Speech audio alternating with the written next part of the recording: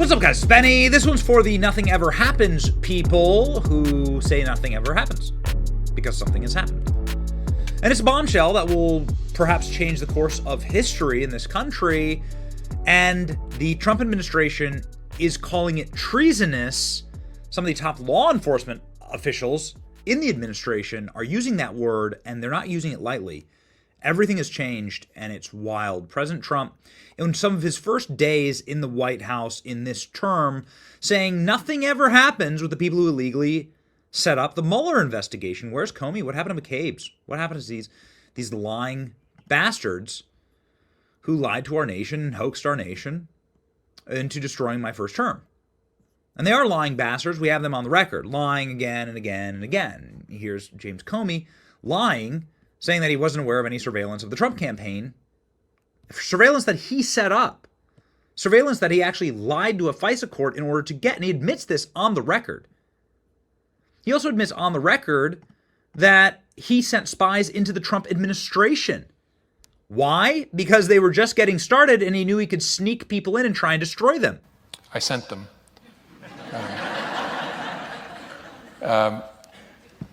Something I probably wouldn't have done or maybe gotten away with in a more organized investigation, a more organized administration, in the George W. Bush administration, for example, or the Obama administration. In both of those administrations, there was process. And so if the FBI wanted to send agents into the White House itself to interview a senior official, you would work through the White House counsel, and there'd be discussions and approvals and who would be there. And I thought, it's early enough, let's just send a couple guys over. And so they set up President Trump. And they brag about it on the record. They have bragged about it, that they took down a duly elected American president. It's an insurrection by every conceivable imagination. And now we know from our own intel community head, the head of ODNI, the Director of National Intelligence, Tulsi Gabbard, who's out with a scathing bombshell report that reads like a criminal document exposing that the Obama administration manufactured intelligence to create a 2016 Russian election interference narrative. What you're going to find here is a treasonous conspiracy, according to Tulsi Gabbard, at the highest levels of our government. This is Tulsi Gabbard calling this open treason. You're also going to find that they literally changed the opposite of their findings when it comes to Russia. They just reversed it, a full 180. Russia didn't interfere in the 2016 election. That didn't support their conclusion, so they decided to change it to Russia did interfere in the election. The first draft of the BS cooked intelligence document launched the Russia and Russiagate investigations did not impact the U.S. election results. That didn't fit the narrative they needed, so the second draft changed the conclusion to say Russia did interfere in the election.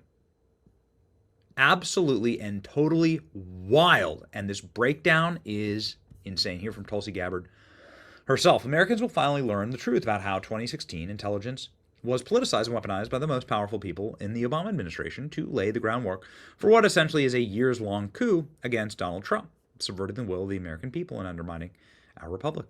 Creation of the Russia hoax. Real intel assessment. Russia and criminal actors did not impact the U.S. election. Donald Trump wins the election. Secret Russia meeting with Obama. The intel community pulls product that contradicts Russia host narrative. Intel community begins outlining new assessment to claim election was hacked. Deep state leaks to the media. Fake weaponized assessment. Suppressed prior intelligence showing that Russia lacked intent and capability of the hack. And then the Russia hoax was begun. This is just wild. In the months preceding the 2016 election, the intelligence community shared a consensus view. Russia lacked intent and capability to hack U.S. elections. But weeks after Trump's victory, defeating Hillary Clinton, everything changed. On December 8th, 2016, the intelligence community officials prepared an assessment for the president's daily brief, finding that Russia did not impact the recent U.S. election. This would be for President Obama at the time, by conducting cyber attacks on infrastructure. Before it could reach the president, it was abruptly pulled based on new guidance and new intelligence assessments. The next day, top national security officials, including Director Comey, Brennan, and Clapper, gathered at the Obama White House to discuss Russia. Obama directed the intel community to create a new intelligence assessment that detailed Russian election meddling, even though it would contradict multiple intelligence findings. Obama officials immediately leaned on their allies in the media to advance their falsehoods. Anonymous intelligence sources leaked classified information to the Washington Post and others that Russia had interfered and hacked the election in Trump's favor. On January 6, 2017, just days before President Trump took office, Clapper unveiled the Obama-directed politicized assessment, a gross weaponization of the intelligence community that laid the groundwork for a years-long coup intended to subvert the president's entire presidency. According to the whistleblowers' emails shared with us today, we know Clapper Brennan used this baseless, discredited Steele dossier as a source to push the false narrative of the intelligence assessment. These documents detail the treasonous conspiracy by officials at the highest level of the Obama White House to subvert the will of the American people and usurp the president from fulfilling his mandate. This betrayal concerns every American. The integrity of our democracy and republic demands that every person involved in the investigation be brought to justice to prevent this from ever happening again. I am providing all documents to the Department of Justice to deliver accountability to President Trump that President Trump and his family and the American people deserve. Boom. Frickin' sizzle, baby. Now, if you've been following this closely, a lot of people, General Flynn, for instance, talks about this at length on the show because he was inside of these meetings. He's who James Comey was talking about targeting. He was there during the intel briefings, right? Because this group went to brief Trump and said, you're under investigation. The Obama administration manufactured intelligence to create the Russia hoax in 2016. New documents say time for arrests. Man, what an insane timeline. I can't believe that this is happening. You know, if you follow like Dan Bongino's podcast, it was a good one that just kept tearing at this thing and kept tearing at the bark of this thing. And everyone's like, oh, it's a decade old. Well, grand criminal conspiracies, treason charges, these things have no statute of limitations. They should do it, man. They should go full treason. They should go full military tribunals here. Gabbard has taken a rare, transparent step of declassifying the draft of the president's daily brief. This highly classified record, which is a daily national security analysis of the president, addressed that Russian and criminal actors did not impact the recent U.S. election by conducting malicious cyber activities. But after pushback from the FBI, led by Comey, the president's daily brief was spiked. After a White House principals meeting, new intelligence assessment was commissioned, and they hatched the Russia plot. They give you all the timeline. Incredible. You can see right here. This is the original daily brief. We assessed that foreign adversaries did not use cyber attacks on election infrastructure and U.S. president's outcome this year. We have no evidence that cyber manipulation of the election infrastructure intended to alter the results. There you go. Russian and criminal actors did not impact the recent U.S. election results by conducting malicious cyber attack. Crazy. And you can see here how now they have gone through with Loretta Lynch, Avril Haines, Lisa Monaco, Susan Rice. Wrap them all up, man. Wrap them all up and send them in. You can read the full report right here. I encourage you to do so. Some of the pages look like this because they have a bunch of emails connected to them, and a bunch of personal information. But you can read the full documents. Tulsi's released them. And the world is never going to be the same. This is crazy. They're going to really put these people in prison, aren't they? This photo was taken. Obama already knew about the plot to frame President Trump. They knew about it. He knew. Tulsi Gabbard declassified the presidential brief in which Obama intel community assessed that Russia did not impact the election. It's crazy. Dems and mainstream media knew the entire time that the Russia story was a lie. This is treason. It is treason. The FBI and NSA have a low confidence attribution that the DNC data leaks were from Russian actors. This is interesting. Declassification. The alleged Russian hack of the DNC. They lacked sufficient technical details to link the leak to Russian actors. So can we reopen the Seth Rich case? Can we reopen the question as to how Hillary Clinton's emails got hacked? Wait till you see and read all of the emails from John Podesta. These people are literal Satanists running the nation. There's going to be, hopefully we can relitigate that. These are big revelations coming out of the government about corruption. Thank you, Tulsi. Man. Comey's fingerprints are all over this mess again. The Obamas are behind it, ordering an assessment before Trump got into office. After meeting with Obama, CIA leaks to the Washington Post false claims, ones completely contradicted by previous intelligence community assessments, leaks to the Post, fake claims, and formed a false narrative that Brennan later inserted into this intelligence community assessment that Russia interfered to help Trump. Boom, whistleblower reveals that he was sidelined when he objected to the filings.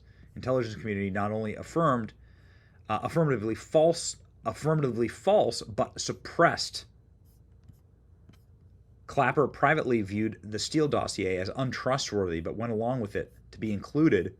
Steele dossier was not believed credible except when the intelligence community and FBI pushed it into the public. This note is fascinating to me because it reveals those moving on to do Obama intelligence community assessment realized what was wanted in the final changing. The room's thought were that it was worth going ahead with the President's daily brief, if possible, now to provide our current understanding of what happened during the election. That the worst case, they have some language associated to the briefing notes that changes between the products. Yeah, keeping your lies straight is a bit of a balancing act. This email refers back to Comey's dissent that came out of left field. And yep, it was all Obama. The real direction we got was POTUS wants a comprehensive assessment drawing from all available sources before the end of his administration in order to launch the coup against Donald Trump. This bastard freaking knew it. He knew it. Look at this. This is from Obama's presidential daily brief. Up until that moment, the official line echoed across the intelligence community was that Russia had a goal Russia's goal in leaking emails, assuming that Russia was responsible, which remains unproven, was to sow general discord, not to elect Trump. And that made perfect sense. Everybody, including the Russians, expected Hillary to win. But that narrative wasn't a useful one. Trump pulled off the upset. Suddenly, Obama and Clinton needed a news story, and that would try and ruin Trump's presidency before it began. So Obama commissioned the intelligence community to flip. And declare that Russia is the true goal to elect Trump. Astonishingly, it took just one day to go from December 8th daily briefing, which reflected the long-standing assessment, completely reversed their decision. Oh, man. There absolutely should be conspiracy charges against those who helped invert intelligence consensus overnight and sabotage an incoming president. Let's not pretend this is a rogue operation. This was Barack Obama, the man who orchestrated all of it. Tulsi Gabbard making good on her promise here, saying, we have evidence that the election was rigged. We just didn't realize that this is what they were talking about. Man, what a huge, monumental disclosure. I cannot encourage you enough to read the full assessment from Tulsi Gabbard, broken down actually really nicely here by Kash Patel. 90 seconds. Okay. Could you imagine a time in the United States of America in the 21st century where a political party would go overseas and acquire fake foreign intelligence from a foreign intelligence officer funded by donations to that political party in the United States of America, then take that material, package it, walk it to the FBI, literally, and say, hey, we need you to surveil the opponent of our political party who happens to be running for the president of the United States, then convince the FBI to go into a secret federal FISA court that I used to use to manhunt terrorists and say, hey, I need you to wiretap, essentially, all the comms in and around Trump camp because of the material we gave you, and then have that FBI lie to the federal court and the judge in that warrant application, which is a felony, and intentionally remove information of innocence from that application just to get it above the threshold so the judge would sign it. That's Russiagate. That's what they did. It's dirty. It's so unbelievably dirty, ladies and gentlemen. And now they're all under criminal conspiracy. And she just dropped the smoking gun bombshell into that criminal conspiracy. Better frickin' lawyer up. And none of these people have federally funded lawyers any longer. So good luck fundraising with USAID bankrupted. Incredible. They cut all the funding for left-wing media. They bankrupt the slush fund where they all drew their paychecks from. And now they go after them federally in what will be hundreds of millions of dollars worth of legal expenses, of which none of them can pay with all their stupid book deals and MSNBC deals. MSNBC is getting sold for pennies. They're destroying the entire ecosystem, and it is a glorious thing to see, ladies and gentlemen. Man, Tulsi, I wasn't familiar with your game. I mean, we love Tulsi, but I wasn't familiar with your game. This is amazing. It's your boy Benny. Like, share, and subscribe. I'm sure there'll be lots of updates here. See ya.